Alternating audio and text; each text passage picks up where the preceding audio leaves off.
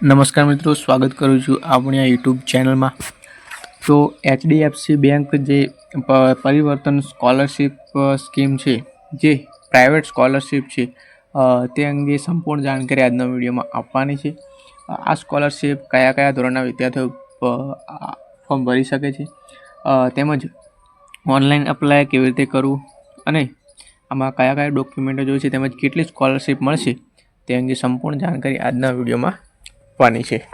તો ચેનલમાં તમે નવા આવ્યો તો ચેનલને ખાસ સબસ્ક્રાઇબ કરી દેજો, કારણ કે આપણે યુટ્યુબ ચેનલમાં તમને સ્કોલરશિપ રિલેટેડ બધી જ ઇન્ફોર્મેશન મળતી રહેશે, તેમજ ગુજરાત સરકારની જે નવી નવી યોજનાઓ છે તે અંગે પણ તમને માહિતી મળતી રહેશે।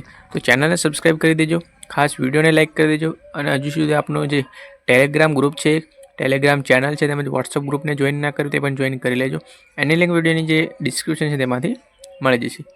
તો આજનો આપણે વિડીયો શરૂ કરીએ છીએ। તો તમે જોઈ શકો છો HDFC બેંક પરિવર્તન અ સ્ટેપ ટુવર્ડ્સ જે પ્રોગ્રેસ સ્કોલરશિપ છે એ તમે જોઈ લખેલું છે HDFC બેંક પરિવર્તન ECSS પ્રોગ્રામ 2025-26 તમે જોઈ શકો લખેલું ફોર ક્લાસ 1 to 12 એટલે કે 1 થી 12 ધોરણ, ત્યાર પછી diploma, ITI, polytechnic, UG and PG student means કે કોલેજ કરતા હોય તેવા વિદ્યાર્થીઓ, પોસ્ટ ગ્રેજ્યુએશન કોર્સ કરતા હોય તેવા વિદ્યાર્થીઓ, તેમને જે સ્કોલરશિપની રકમ છે 75,000 સુધીની આ સ્કોલરશિપ મળવાપાત્ર થાય છે। આ સ્કોલરશિપ કેવી રીતે મળશે તે અંગે પણ હું આગળ માહિતી આપું છું। એ તમે જોઈ શકો છો જે સ્કોલરશિપની થોડી ઇન્ફોર્મેશન અહીં આપેલી છે। આપણે અહીંયા તમે જોઈ શકો એવું હોય તો અહીંયા તમને જો ઇંગ્લિશમાં સમજણ ના પડે તો અહીંયા હું ગુજરાતીમાં ટ્રાન્સલેટ કરું છું। અહીંયા આપણે ગુજરાતીમાં ટ્રાન્સલેશન કરી દઈએ। તમે જોઈ શકો છો HDFC બેંક પરિવર્તન ECS કાર્યક્રમ 2025-26 એ HDFC બેંક દ્વારા એક પહેલ છે, જેનો ઉદ્દેશ્ય ગરીબ અને ગરીબ વર્ગના વિદ્યાર્થીઓને ટેકો આપવાનો છે। આ શિષ્યવૃત્તિ કાર્યક્રમ ધોરણ 1 થી 12ના શાળાના વિદ્યાર્થીઓ તેમજ ડિપ્લોમા, ITI, પોલિટેકનિક, UG અને PG એટલે કે જે BA, BCom તેમજ MA, MCom જેવા કોર્સ કરતા હોય કોલેજ કક્ષાના તે પણ વિદ્યાર્થીઓ જે પરીક્ષાનું સ્કોલરશિપનું ફોર્મ ભરી શકે છે। તમે જોઈ શકો છો આ કાર્યક્રમ હેઠળ એટલે કે આ જે સ્કોલરશિપ હેઠળ વ્યક્તિગત અથવા કૌટુંબિક કટોકટીનો સામનો કરી રહેલા વિદ્યાર્થીઓ અથવા અન્ય નાણાકીય મુશ્કેલીનો સામનો કરી રહેલા વિદ્યાર્થીઓને તેમના શિક્ષણને ટેકો આપવા માટે તમે જોઈ શકો છો ઇન્ડિયન રૂપીઝમાં કેટલા લખેલ છે 75,000 સુધીની નાણાકીય સહાય પૂરી પાડવામાં આવે છે મિત્રો। તો આ HDFC બેંકની એક સામાજિક પહેલ છે, જેમાં તમે જોઈ શકો છો પ્રાઇવેટ સ્કોલરશિપ કહેવાય કે એ સ્કોલરશિપ છે તે મળવાપાત્ર થાય છે। શિષ્યવૃત્તિની વાત કરીએ, સૌપ્રથમ વાત કરીએ કે HDFC બેંક પરિવર્તન શાળાના વિદ્યાર્થીઓ માટે તમે જોઈ શકો છો 2025-26 આમાં તમે જોઈ શકો છો જે 1 થી 12માં અભ્યાસ કરે છે તે વિદ્યાર્થીની વાત કરીએ તો અગાઉની પરીક્ષામાં એટલે કે ધારો કે વિદ્યાર્થી હાલમાં ધારો કે 9મા ધોરણમાં અભ્યાસ કરે છે તો એને 8મા ધોરણમાં મિનિમમ 50% આવેલ હોવા જોઈએ। ત્યાર પછી વાત કરીએ વાર્ષિક કૌટુંબિક આવક તો 2.5 લાખથી ઓછી અથવા તેની બરાબર હોવી જોઈએ, એટલે કે 2.5 લાખથી વધુ હોવી જોઈએ નહીં। 2.5 એટલે કે 2,50,000 આવક મર્યાદા છે। તમે જોઈ શકો છો આગળ વાત કરીએ ડિપ્લોમા કોર્સ કરતા વિદ્યાર્થીઓ માટે ધોરણ 12 પછી ડિપ્લોમા કરતા વિદ્યાર્થીઓ શિષ્યવૃત્તિ માટે અરજી કરવાપાત્ર છે, એટલે કે જે ડિપ્લોમા કોર્સ કરતા વિદ્યાર્થીઓ તે પણ અરજી કરી શકે છે। ત્યાર પછી વાત કરીએ ધોરણ 1 થી 6 માટે તમે જોઈ શકો છો 15,000ની સહાય છે। ધોરણ 7 થી 12 ડિપ્લોમા, ITI, પોલિટેકનિકના વિદ્યાર્થીઓ માટે ₹18,000ની સહાય તમને જોવા મળે છે લખેલું છે। ધોરણ 1 થી 6 માટે છે 15,000, ધોરણ 7 થી 12 ડિપ્લોમા, ITI, પોલિટેકનિકના વિદ્યાર્થીઓ માટે ₹18,000ની જે સહાય મળવાપાત્ર થાય છે।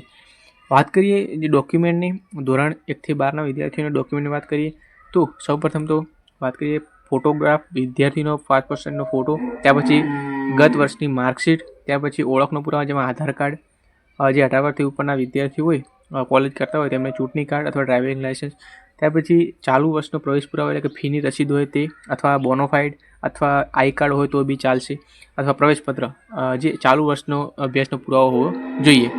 ત્યાર પછી વિદ્યાર્થીની બેંક પાસબુક અને આવકનો પુરાવો એટલે કે આવકનો દાખલો જોઈશે। આવકના પુરાવામાં કોઈ પણ 3 અહીંયા તમે જોઈ શકો છો આવકનો દાખલો હોવો જોઈએ, કાં તો તાલુકા કક્ષાએ જારી કરાયેલો આવકનો પુરાવો અથવા સોગંદનામું, આમાંથી કોઈ પણ એક હોવું જોઈએ। આવકનો દાખલો હોવો ફરજિયાત છે।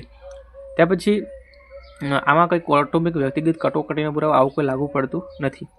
તો આ ફોર્મ તમારે જો ઘરે બેઠા ઓનલાઈન ભરાવવું હોય તો આપેલ નંબર પર સંપર્ક કરી શકો છો, અને અમે તમે તમને નજીવી ફી સાથે ઘરે બેઠા સંપૂર્ણ ફોર્મ ભરી આપીશું. તમારે ફક્ત વોટ્સઅપમાં મેસેજ કરવાનો રહેશે. વોટ્સઅપમાં તમને ફોર્મ ભરેલ પ્રિન્ટ મળી જશે અને તમને નજીવી સાથે સંપૂર્ણ ફોર્મ ભરી આપશે. તમારા ડોક્યુમેન્ટ છે વોટ્સઅપમાં મોકલી દેવાના રહેશે.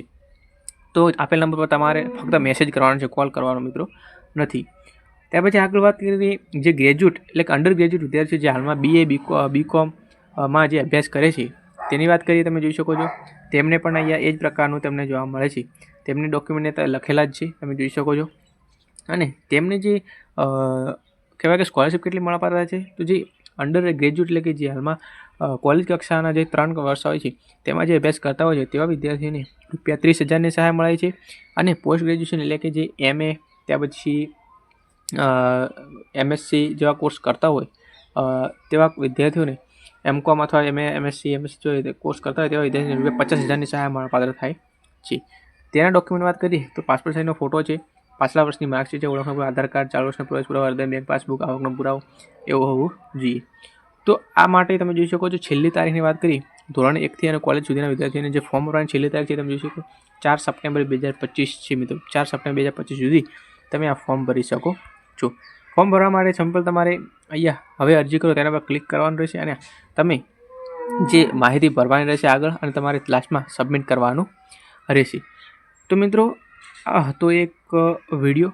હવે વાત કરું આમાં જ કે HDFC શિષ્યવૃત્તિ કઈ રીતે મળશે. તો મિત્રો લાસ્ટમાં તમારું જે સિલેક્શન થાય છે તો તમારું એક કહેવાય કે ટેલિફોનિક ઇન્ટરવ્યૂ અથવા વિડીયો કોલિંગ દ્વારા ઇન્ટરવ્યૂ લેવામાં આવશે, જેમાં તમને સિમ્પલ તમારા જે વ્યક્તિગત સવાલો તમને પૂછશે અને તમારે તેમનો સિમ્પલ રીતે તમારે તેનો જવાબ આપવાનો રહેશે.